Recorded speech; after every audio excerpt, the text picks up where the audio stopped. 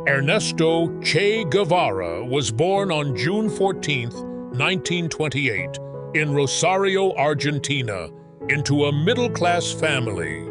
Even as a child, he was tough, battling severe asthma but refusing to let it slow him down. He grew up in a household buzzing with political discussions and books on Marxism, which planted the first seeds of rebellion in his young mind. As a medical student, he set out on a motorcycle journey across Latin America in 1952 with his friend Alberto Granado. This was no ordinary road trip. It was a raw, eye-opening experience where he witnessed the deep economic disparities, hunger, and oppression faced by ordinary people. Seeing sick workers abandoned by society, indigenous communities treated as outcasts, and American corporations exploiting Latin America, he began questioning everything. He realized that medicine alone wouldn't cure these problems. Only a revolution could. His journey led him to Guatemala in 1954, where President Jacobo Arbenz was attempting to implement socialist reforms. But the U.S. wasn't having it. Backed by the CIA, a coup overthrew Arbenz. This was a turning point for Guevara. He saw firsthand how the U.S. crushed movements that threatened its interests, and it radicalized him even further. Fleeing Guatemala, he landed in Mexico, where fate introduced him to Fidel and Raúl Castro. In 1950, the Castro brothers were planning an armed revolution against Cuba's U.S.-backed dictator Fulgencio Batista, and Guevara, now a dedicated Marxist, eagerly joined them. He trained in guerrilla warfare, learning the art of combat, survival, and strategy. In 1956, aboard a rickety yacht named Granma, Guevara and 81 other revolutionaries set sail for Cuba, determined to overthrow Batista. The landing was a disaster. Ambushed by Batista's forces, most of them were killed or captured. Only a handful, including Guevara and the Castros, managed to escape into the Sierra Maestra Mountains. Here, Guevara rose as a fierce, tactical leader.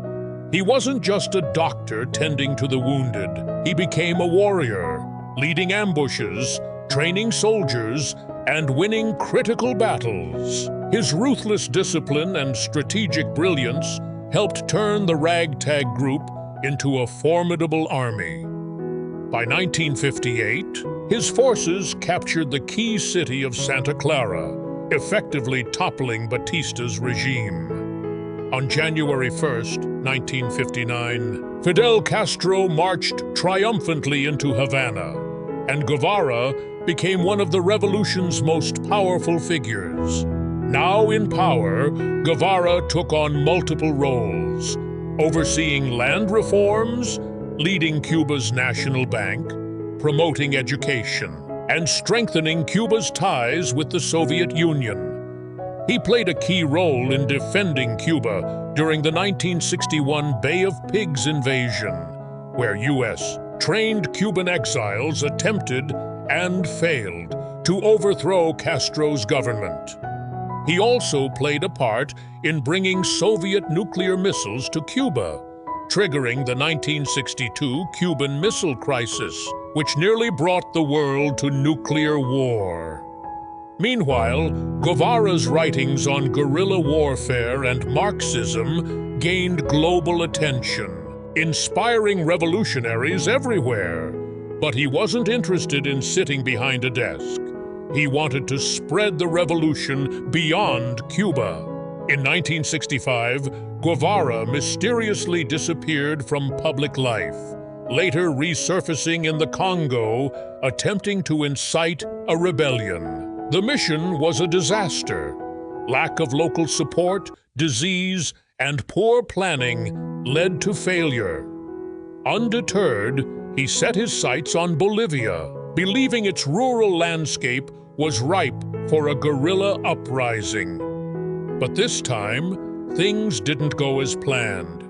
He struggled to gain local support, and the Bolivian military, backed by the CIA, was closing in.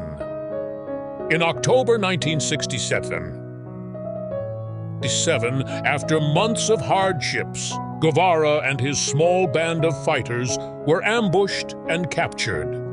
The Bolivian government, under U.S. pressure, wasted no time. On October 9, 1967, he was executed in a small schoolhouse, his final words defiant, "Shoot, coward!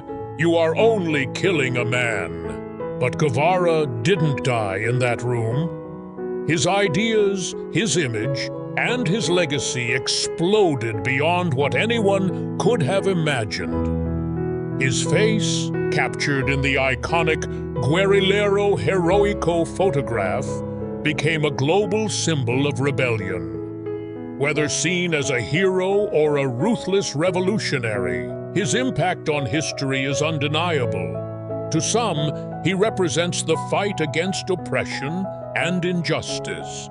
To others, he was a dangerous radical. Love him or hate him, Che Guevara remains one of the most iconic figures of the 20th century, proving that while a man can be killed, an idea lives on forever.